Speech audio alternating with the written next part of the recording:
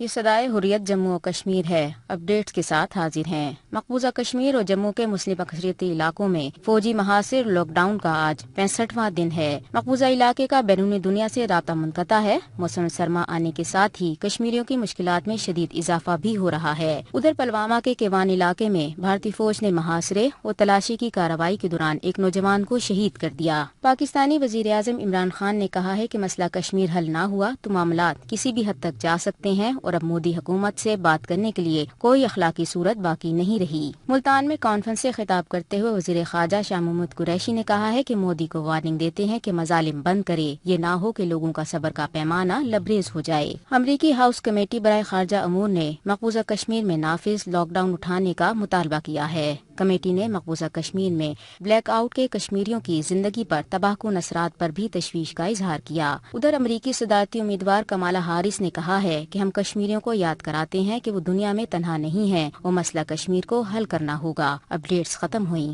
5 اگست کے بعد مسلسل لاک ڈاؤن اور جکڑ بندی کا یوں تو ہر پہلو خوفناک ہے، مگر ان میں سے سب سے زیادہ تکلیف دہ پہلو ان بچوں اور نوجوانوں کی گرفتاری ہے جو ناکردہ جرم کی پاداش میں آدھی رات کو ان کے گھروں سے ان کے والدین کے سامنے اٹھا لیے گئے۔ اب یہ بچے بھارت کی کس بدنام زمانہ جیل میں کیسے کیسے جرائم پیشہ افراد کے ساتھ قید ہیں، لواحقین اس بارے میں کچھ نہیں جانتے۔ جوان اولاد یا بچے آنکھوں کے سامنے شہید ہو جائیں تو بے قرار والدین کی زخمی روحوں کو قرار آ جاتا ہے، مگر جب بچے گھر سے اٹھا کر لاپتہ کر دیے جائیں تو والدین خصوصاً ماؤں کے کلیجے زخمی ہو جاتے ہیں اور ان کی تڑپتی روحوں پر ہر روز قیامت گزرتی ہے۔ ریاستی عوام پہلے ہی 10,000 افراد کے لاپتہ ہونے کا دکھ سینوں میں دبائے بیٹھے ہیں، جن کی نیم بیوہ بیویوں کے سروں کے بال بھی اب سفید ہو گئے ہیں، مگر اب ایسے بچوں اور نوجوانوں کی تعداد 13,000 سے تجاوز کر گئی ہے، جن کی مائیں دکھ، درد اور الم کی تصویر بن کر نہ جی رہی ہیں اور نہ مر سکتی ہیں۔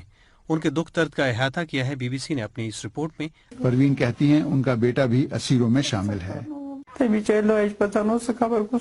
ان کے بقول سیکیورٹی اہلکار اسے آدھی رات کو جنوبی کشمیر سے اٹھا کر لے گئے۔ انہوں نے رات کو 3 بجے دروازہ کھٹکھٹایا۔ انہوں نے کہا دروازہ کھولو ورنہ ہم توڑ دیں گے۔ انہوں نے میرے بیٹے پر بندوقیں تان لیں۔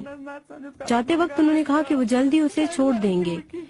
اس کے بعد سے میں نے اپنے بیٹے کو نہیں دیکھا۔ ایک متنازع قانون کے تحت عام سیاستدانوں کو بھی گرفتار کر لیا گیا۔ بچوں اور نوجوانوں کو لاپتہ کرنے کے بھارتی حکومت کے اس فیصلے کا دراصل مقصد نئی نسل کو اس تحریک میں شامل ہونے سے خوفزدہ کرنا اور ان کے والدین کو بھی ایک نہ ختم ہونے والے کرب سے دوچار کرنا ہے۔ اس سب کا مقصد 5 اگست کے ناجائز اقدام کے خلاف رد عمل کو روکنا ہے، مگر یہ رد عمل ذہنوں اور سوچوں میں گھر کر چکا ہے، جس کا خاتمہ ظالمانہ حربوں سے اب ممکن نہیں رہا۔